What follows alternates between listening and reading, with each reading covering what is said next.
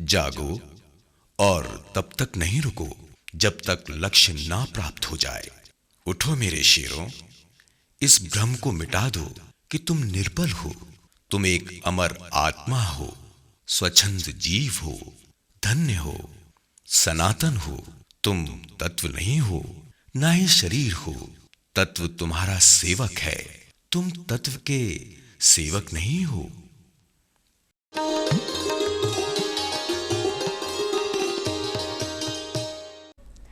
नमस्कार, स्वागत है आपका ऑन डीडी राजस्थान। आप देख रहे हैं धरती धोरारी और शो के ब्रांड न्यू एपिसोड में मैं अनामिका अनंत आपका हार्दिक अभिनंदन करती हूं।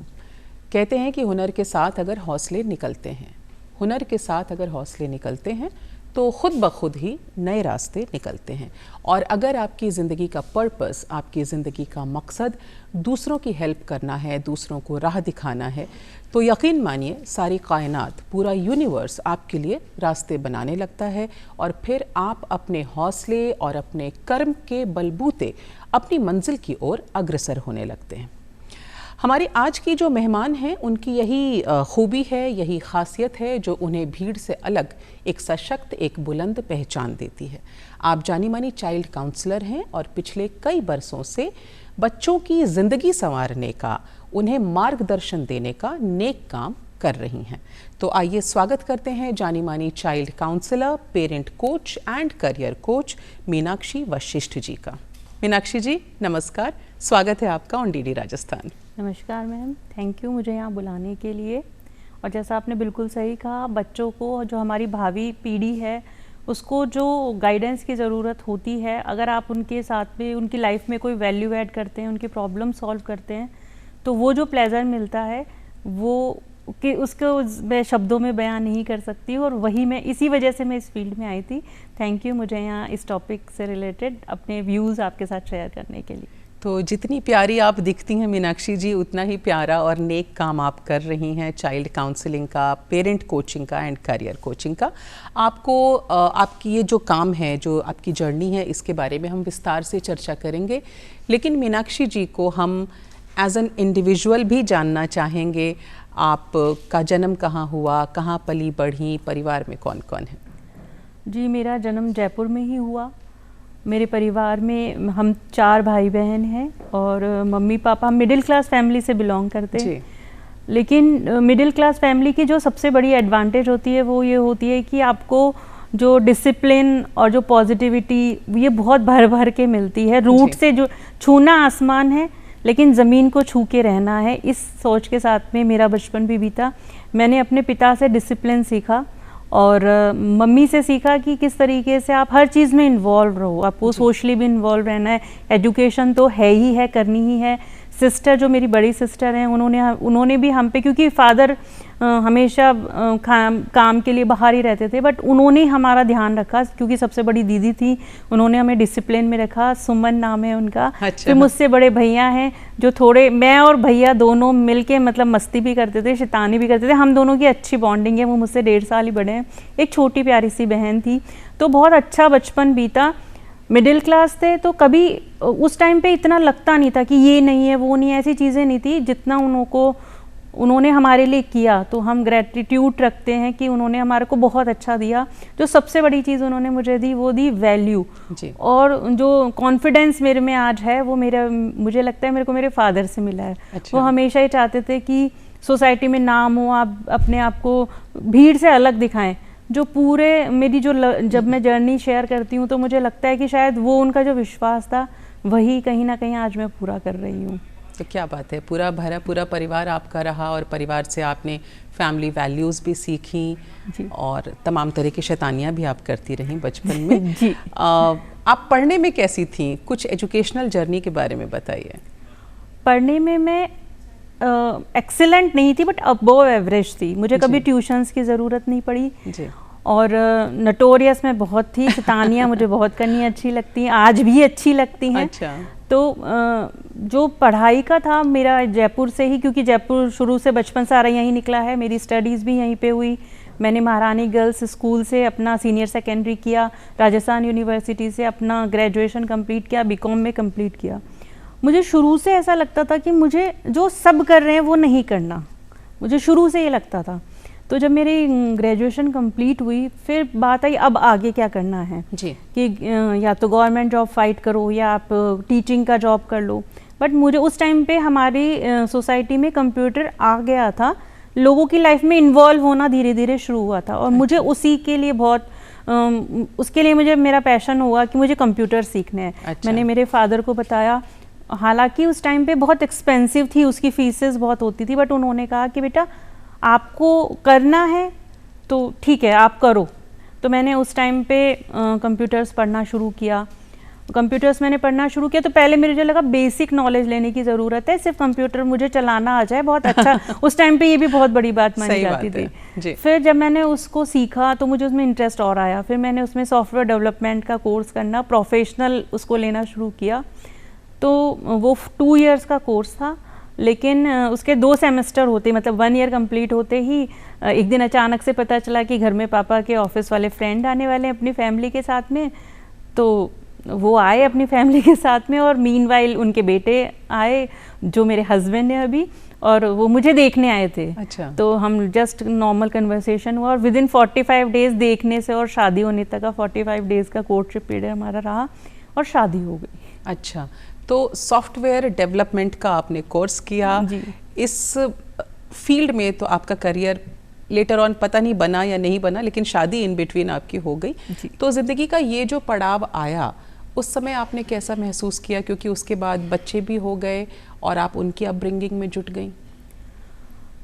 एक स्टडीज़, क्योंकि मैं जॉब नहीं कर रही थी, मैं स्टडीज़ कर रही थी, और मुझे था कि मुझे कंप्यूटर्स में ही, अब क्योंकि इतना नॉलेज हो गया था कि उसी में मुझे अपना फ्यूचर बनाना है जी। बट जब शादी का आया, और मैं कह सकती हूँ उस टाइम तक मुझे इतना नहीं था कि मुझे करियर उस, और मीनवाइल 2000 जब था तो इतना था नहीं कि आप पढ़े हैं तो जॉब करनी ही करनी है। तो जब शादी की बात हुई, अच्छी फैमिली, मेरे इन लॉज अच्छे फैमिली से, तो उन्होंने कहा कि हमें प्रायोरिटी घर संभालने वाली लड़की चाहिए। और मुझे भी, क्योंकि मैं बताती हूँ जैसे मेरी मदर ने मुझे रूट से जुड़े रहना सिखाया, उन्होंने हमेशा ये सिखाया कि वैल्यू फैमिली की भी बहुत होती है, अगर ज़रूरत है तो आप वहाँ पे भी करें। तो मैंने उस वक्त सब कुछ, क्योंकि जहाँ पे जैसा छूटा था छोड़ दिया, और फैमिली को फर्स्ट प्रायोरिटी देना शुरू किया। शुरू का 1 साल तो जैसे शादी का निकल गया, दूसरे साल में मेरी बेटी हो गई, तो फिर अब उसके साथ में फुल टाइम मेरा जॉब हो गया। फैमिली बहुत सपोर्टिव रही, साथ साथ बच्चे, फिर जब बेटी 2.5 साल की हो गई तो फिर घर में छोटा बेटा आ गया। अब दोनों बच्चों के साथ में मैं उन्हीं के साथ में, आप कह सकते हैं, क्योंकि मुझे, जैसे मैं बताती हूँ, मुझे बच्चों के साथ में शुरू से बहुत अच्छा लगता था। अच्छा। तो मैंने उस टाइम को एंजॉय किया, मैंने कभी ये चीज़ फील ही नहीं की कि मैं इतनी पढ़ी लिखी हूँ और मैंने तो कोई जॉब ही नहीं कर रही हूँ या मेरे को फ्रस्ट्रेशन हो रहा है। क्योंकि मैंने हमेशा ये समझा और यही सीखा था कि अगर आपने कुछ पढ़ा हुआ है ना, आपने कुछ सीखा हुआ है, तो लेटर ऑन कभी भी आएगा, लेकिन आपके काम ज़रूर आएगा। तो मैं बच्चों के साथ भी नई नई चीज़ें सीखती, मैंने उनको कभी ट्यूशन नहीं भेजा, मैंने उनको खुद ही पढ़ाया। तो वो सब चीज़ें जब मैंने उनके साथ करनी शुरू की, और उस टाइम इतने बिजी रहते हैं, आप बच्चों के साथ में रहते हैं, तो इतने बिजी रही, तो मुझे कभी कुछ ऐसा महसूस ही नहीं हुआ कि कुछ कमी है। लेकिन जैसे जैसे बच्चे बड़े होने लगे, उनकी लाइफ में भी बहुत सारी चीज़ें आती हैं। बच्चा एक टीनेज में आया, उसके इश्यूज़ हुए, फिर उनको सॉल्व किया। शुरू से मैंने बच्चों के साथ में इतना ओपन रखा कि रेस्पेक्ट का लेवल तो रहे, बट वो फ्रेंडली बिहेवियर मेरे साथ में करें जी। और जब बच्चों को उनकी प्रॉब्लम्स जैसे जैसे सुननी शुरू की, वो बहुत ओपनली मुझे बताते थे, लेकिन जब दिक्कत होती थी तो उनको कैसे सॉल्व करना है, मैंने उनकी सॉल्व की, उन्होंने उसको खुले दिल से समझा, क्योंकि वहाँ पे मैं बायस नहीं थी, मैं सिर्फ पेरेंट नहीं थी, मैंने उनके व्यू से भी समझा। उन्होंने अपने दोस्तों की भी प्रॉब्लम्स मेरे साथ शेयर करनी शुरू की। फिर रिलेटिव्स में भी ऐसी चीज़ें आती हैं बच्चों की, क्योंकि उनको लगता है कि ये मामी, ये चाची ये सुनेंगी, तो वो मेरे साथ शेयर करते थे। तो कहीं ना कहीं मैं काफ़ी साल से ये सब चीज़ें कर रही थी। यानी जब आप बच्चों को बड़ा कर रही थी, तो उनकी अपब्रिंगिंग के दौरान जो आपकी लर्निंग्स हो रही थी, जो कुछ भी आप सीख रही थी, वो चीज़ें बाद में भी काम आई, और लेटर ऑन आपने इनसे जुड़ा हुआ कोर्स भी किया, जिसके बारे में हम बात करेंगे आगे जी। तो क्योंकि बात आपके परिवार की हो रही है, आपके लिए एक सरप्राइज़ है छोटा सा। आपकी बिटियां हैं, वो आपसे कुछ कहना चाहती हैं। आइए देखते हैं और सुनते हैं। मेरा नाम नंदिनी है और मैं मीनाक्षी जी की डॉटर हूँ। एंड मैं आप सबसे शेयर करना चाहती हूँ कि मुझे एज अ डॉटर बहुत प्राउड फील होता है जब मेरी मदर को इतना रिकॉग्निशन मिलता है एंड लोग उनकी गाइडेंस से या उनके सजेशंस से अपनी लाइफ में इतने पॉजिटिव चेंजेस ला पाते हैं, चाहे वो करियर रिलेटेड हो, चाहे वो पर्सनल लाइफ से रिलेटेड हो, चाहे वो उनके बच्चों से रिलेटेड हो। मैंने सुना है जिन्होंने मम्मी से काउंसलिंग ली है, जिन्होंने मम्मी से कंसल्टेंसी ली है, उन लोगों ने अपनी लाइफ में कितने चेंजेस नोटिस किए हैं। एंड मैंने अपनी मदर को शुरू से देखा है, शी इज़ मतलब उन्होंने सेक्रीफाइस किया था जब she was married and she was a very bright student and वो चाहती तो बहुत अच्छी किसी जॉब पे उस टाइम पे होती, पर उन्होंने अपनी फैमिली को चूज़ किया एंड हमें चूज़ किया, बच्चों को चूज़ किया और अपना प्रोफेशनल लाइफ उन्होंने स्टार्ट नहीं किया। पर जब उन्हें लगा कि हाँ बच्चे सेटल हैं, बच्चे स्टेबल हैं, तो अब now it's time for me to do something, तो उन्होंने अपने लिए ये चीज़ सेलेक्ट करी and she pursued this and I am very glad कि उन्होंने डिसीजन लिया, बिकॉज एक लेडी की पर्सनल आइडेंटिटी होना apart from her husband, apart from her family बहुत ज़रूरी है। एंड लेट ही सही, पर she decided to do all this and I am very proud of her, I am very proud of you mummy. तो अभी आपने देखा मीनाक्षी जी की डॉटर जो हैं नंदिनी, वो हमारे साथ थी और मीनाक्षी जी आपके लिए गुड विशेस भी थी और साथ ही ये भी कि she is very proud of हर। उन्हें बहुत अच्छा लगता है जब आप दूसरों को काउंसल करती हैं, उनको हेल्प करती हैं, एक पॉजिटिव माइंडसेट के साथ में आप भेजती हैं। लेकिन हम इसके पहले यहाँ पर ये जानना चाहेंगे मीनाक्षी जी कि ज़िंदगी में वो टर्निंग पॉइंट कब आया जब आपने सोचा कि मुझे काउंसलिंग करनी है, और इससे जुड़े हुए कुछ कोर्सेज भी आपने किए थे, वो भी बताएंगे। जैसे मैंने बताया कि बच्चों के साथ में मैं उनकी प्रॉब्लम शेयर करती थी, मतलब उनकी सॉल्व करती थी, और उनके फ्रेंड्स की करती थी, रिलेटिव्स की करती थी, सबके साथ में करती थी जी। बहुत सारे लोगों के साथ में जब ये हुआ तो, लेकिन ये मुझे लगा कि इस चीज़ें तो हर कोई फेस कर रहा है। और जब किसी से बात होती तो आज जो नोन है वो मेरे को, क्योंकि वो मुझे जानते हैं इसलिए वो शायद मेरी बात की वैल्यू करेंगे, बट ये प्रॉब्लम अननोन जो भी हैं उनको भी फेस होती है और वो किसी अच्छे इंसान को ढूंढ रहे हैं। तो मुझे बहुत सारे लोगों ने यही बोला कि आप इसमें प्रोफेशनल, अगर आपके पास में क्वालिफिकेशन हो जाएगी तो आपका रीच बहुत अच्छा हो जाएगा।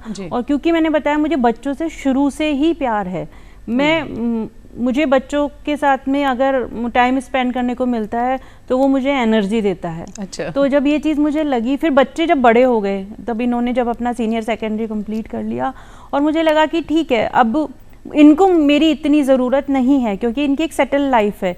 बिटिया ने मेरी MBA कंप्लीट कर लिया है, ये जॉब स्टार्ट कर दी है, बेटा भी फाइनल ईयर में आ गया है। तो उस टाइम पे भी उन्हें, जब इनका सीनियर सेकेंडरी हो गया था तो मेरे बच्चों ने मुझे और ज़्यादा इनकरेज किया कि मम्मा आप है ना जब हमारे लिए करते हो तो सबको ये प्रॉब्लम है, क्योंकि वो फेस करते थे स्कूल में, हर किसी को ये प्रॉब्लम है और शायद प्रॉपर गाइडेंस नहीं मिल पाती, तो कई बार बच्चे गलत रास्तों पे चले जाते हैं, गलत चीज़ें करते हैं। मुझे बात सही लगी कि अगर मुझे अननोन तक जाना है, उसकी लाइफ में वैल्यू ऐड करनी है, तो पहले मुझे अपने लिए एक प्रॉपर रिकॉग्निशन चाहिएगा। तो बात आई कोर्स शुरू करने की, तो उस टाइम पे ये था कि आप कहीं पे जाएं और वहाँ पे रहें, वहाँ पे वर्कशॉप्स अटेंड करें, और घर में मतलब इतना छोड़ के जाना ज़रूर नहीं पॉसिबल होता था। फिर भी मैंने चाइल्ड काउंसलिंग का कोर्स तो कंप्लीट कर लिया। फिर कोविड आया, कोविड ने जहाँ पे बहुत सारी डिसएडवांटेजेस दी, लेकिन वहाँ पे एक एडवांटेज ये आई कि सब ऑनलाइन हो गया जी। तो बहुत सारे ऐसे कोर्सेज थे जो ऑनलाइन हुए। जैसे मैंने चाइल्ड काउंसलिंग किया तो मुझे ये लगा कि चाइल्ड काउंसलिंग में हम लोग बच्चों को कोई प्रॉब्लम होती है उसको सॉल्व करते हैं, लेकिन जब बच्चे मेरे साथ प्रॉब्लम लेकर आते हैं तो मुझे लगता कि प्रॉब्लम तो पेरेंट्स के साथ में भी हो रही है, पेरेंट्स को भी कहीं पर गाइडेंस की ज़रूरत है। तो उस लेवल पे हम क्या कर सकते हैं? फिर मैंने सर्च किया तो मुझे एक डीप सोसाइटी मिली जो पेरेंटिंग के ऊपर ही काम करती थी। मैंने वहाँ से ऑनलाइन, क्योंकि कोर्सेज ऑनलाइन हो गए थे, और मैंने ऑनलाइन कोर्स वहाँ से किया, तो वहाँ पे जाके मेरी नॉलेज बहुत अच्छी हुई। मनीष सर हैं जो हमें आफ्टर कोर्स भी बहुत हेल्प करते हैं, और वहाँ से मैंने जो सीखा तो मुझे लगा कि बेसिकली आज के टाइम में जो ज़्यादा ज़रूरत है वो पेरेंट्स को ही चाइल्ड काउंसलिंग के साथ साथ आपने पेरेंट की कोचिंग, पेरेंट को कैसे कोच करना है वो भी आपने किया। मीनाक्षी जी, एक सवाल यहाँ पर ये भी आता है कि बच्चों को काउंसलिंग की ज़रूरत कब और क्यों पड़ती है, और पेरेंट्स के लिए भी कुछ वार्निंग साइंस तो ज़रूर होते होंगे जिन्हें देख करके उन्हें लगे कि हाँ अब मेरे बच्चे को काउंसिल करना ज़रूरी है?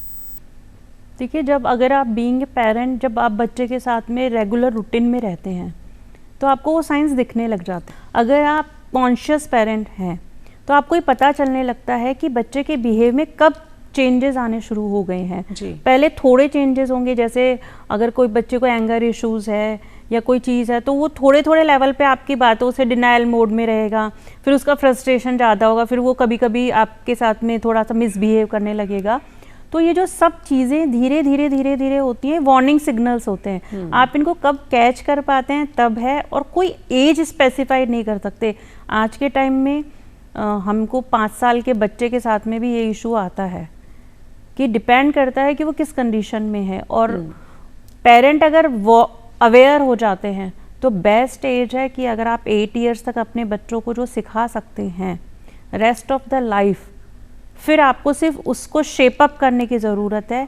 बट हमारे इंडियन जो कल्चर है इसमें सॉरी टू से ये होता है कि हम 8 से 10 साल तक बच्चों को सर पे बिठा कर रखते हैं, मतलब उसको राजा बना कर रखते हैं और कहा ये जाता है कि बड़ा होगा तब समझ जाएगा, बड़ा होगा तब समझ जाएगा, लेकिन ये बिल्कुल गलत थॉट है। बेसिक रूट यहीं से चेंज होना चाहिए।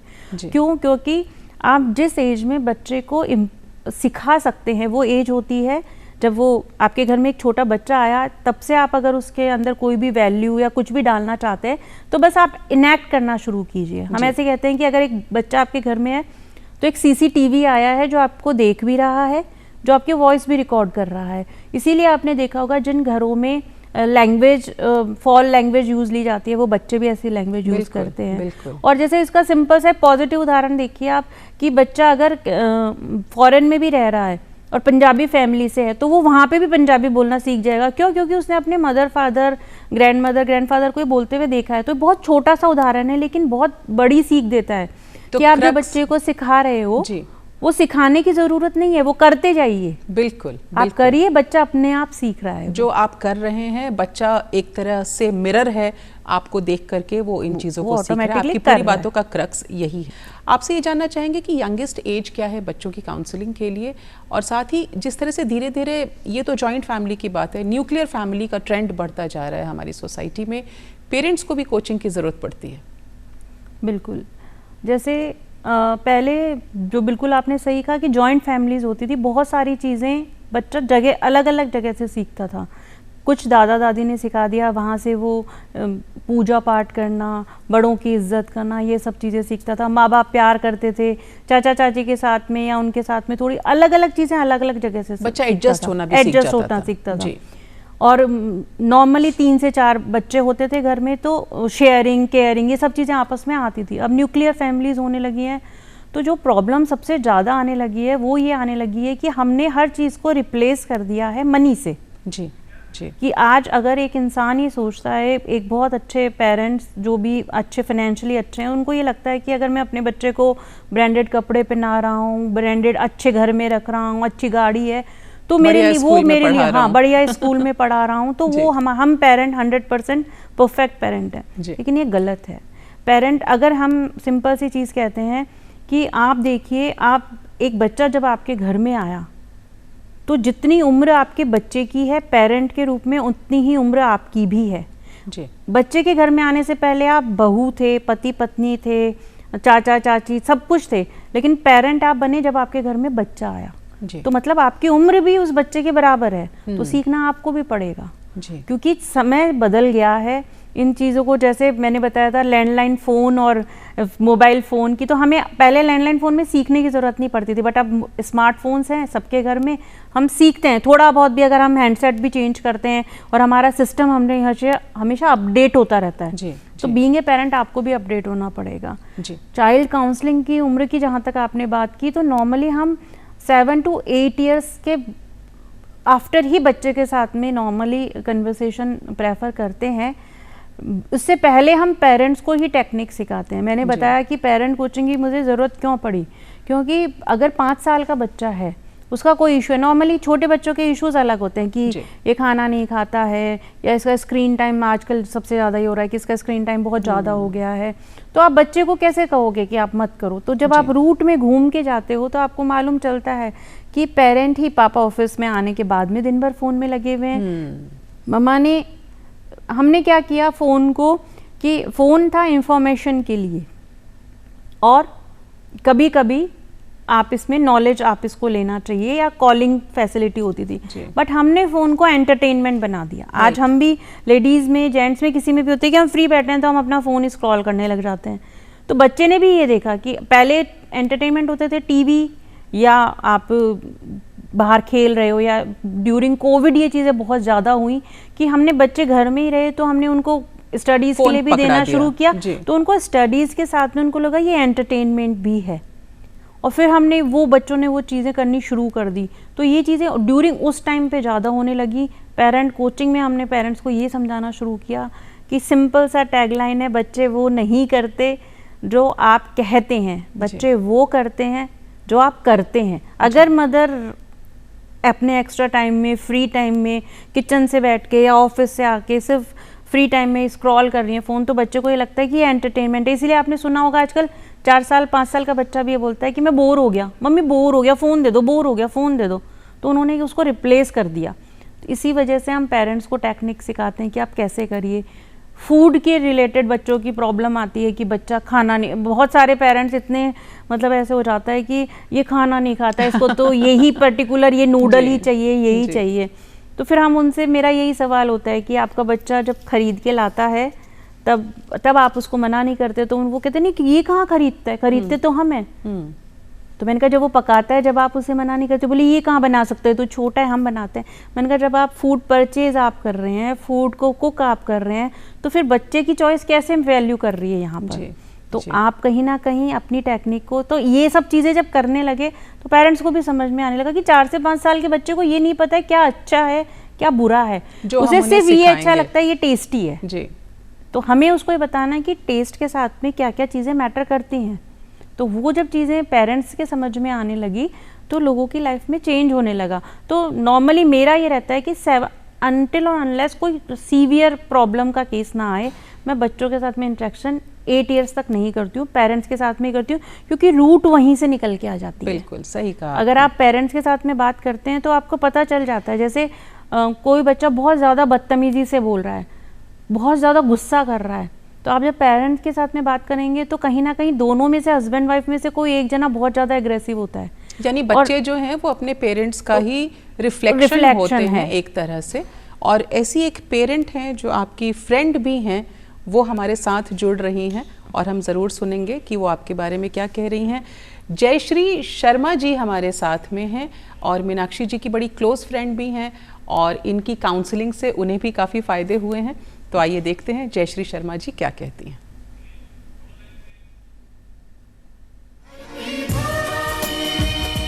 Hello everyone, this is Jayashree Sharma.